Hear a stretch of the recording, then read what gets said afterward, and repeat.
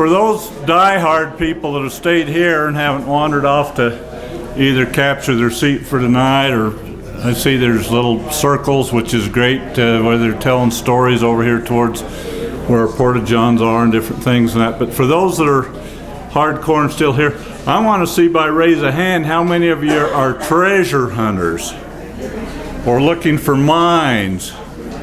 Not too many, just a couple of you.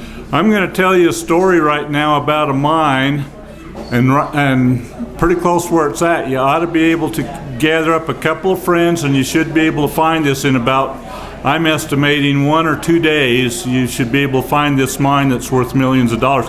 I've told people about it, quite a few people, and I've never run into anybody yet that's come back to me and said we went looking for it or anything, but you'll see why it shouldn't be too hard to find, and I'll give you the information why I know it's worth a lot of money.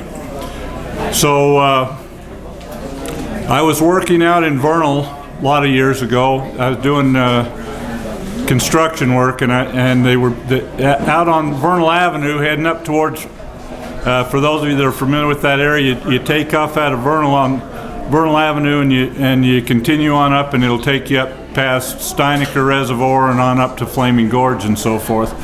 And if you went off Main Street up there about 5 or 6 blocks heading towards the mountains, there's off on the right hand side there's quite a few really ugly, I don't know if you call them apartments or condos, but I was working on those. They're all, they were, I think they still are, all different colors. Some of these are all hooked together and they're all different colors, and I personally think they're real ugly, but they had quite a few of them, and they'd hired me to do the finish work on these condos. And so as I was doing finish work, the electrician was from actually from I think it was Mountain Home up here. It was real close there where he was from.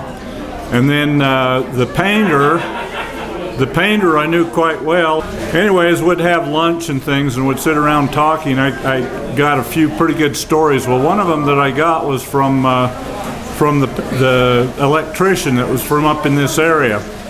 And he was telling me the story that an niece, I think it was of theirs, was getting married. So he and his wife went out, got invited, and went out for the wedding ceremony in the Salt Lake Temple.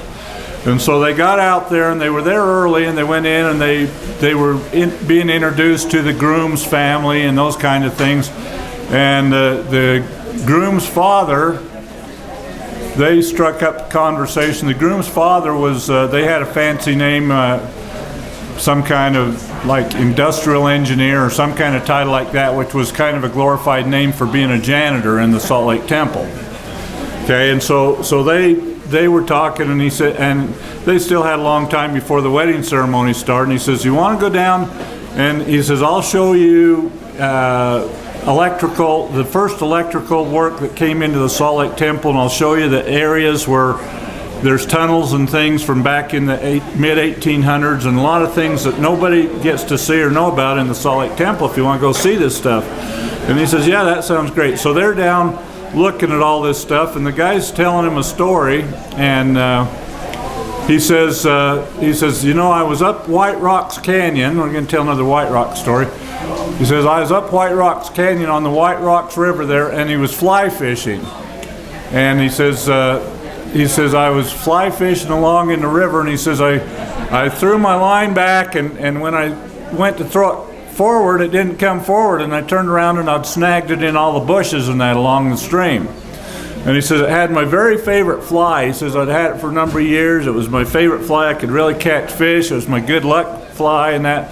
And he says, I was afraid if I kept tugging on it, it was going to break the line and I was going to lose my fly. And so he says, I didn't pull on it too hard, and finally I decided the only way I'm going to get to it or save it is I've got to go around and physically take it out of the bushes or whatever so I won't lose this fly. So he's climbing around in the bushes and the rocks on the side of the stream and going to get his fly loose. And as he's climbing around in the bushes and trying to get up around to where the fly was and get it, there's a mine there. And he doesn't really know much about any of that stuff, but he took a sample. He took an ore sample there from the mouth of the mine, and he ended up taking it into an assay shop in Salt Lake. And the assay shops are frequented by mining companies all over the world. And so short time after he took it in, they wanted to keep it for a few days and run some tests and stuff. And all of a sudden, he gets contacted by a mining company out of Japan, and they said, we will give you $3 million to tell us where you found that rock. Okay, this is up White Rocks Canyon. At the time I was being told the story, and the story was back in the early 70s is when it would have been that I'm being told the story, and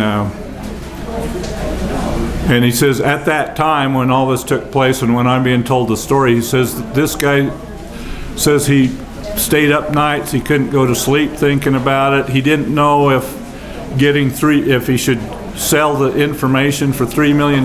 He didn't know how that would disrupt his life, if it would destroy his family life, all these different things. He went to his bishop and he asked the bishop what to do. He says, I need to know what to do, whether to sell this information, whatever. And the bishop said, that's not the type of thing I can tell you. You need to pray about it or whatever.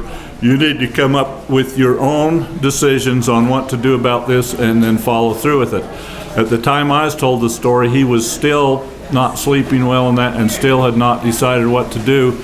I'm under the assumption, because years later I'm pretty sure that he had never divulged where that was at. Now the reason I tell you this is a great story for those of you that are treasure hunter or want to become is because White Rock Stream doesn't go up that far where I think you could fly fish, where there would be fish. It's not that big of a stream, and so if he's fly fishing, number one, the canyon isn't all that long to start with, and as you go up very far, it turned into such a small stream, you couldn't fly fish, and there probably wouldn't be any fish up there. So you're talking about not a very long piece of stream. Next, you're talking about the guy's finding the mine shaft while he's looking for his fly stuck in the bushes while he's fly fishing. So you get two guys on either side of the stream, up 5 feet or whatever, and you hike up the canyon looking for a mine opening. When you find it, get some more samples out in that, and good chance that you can make millions of dollars right there with doing nothing but carrying a chunk of rock out of there and getting it assayed and turn around and sell it. But there's a good treasure and mining story that I heard years ago, where you might be able to benefit several $1 million with a day or two of legwork.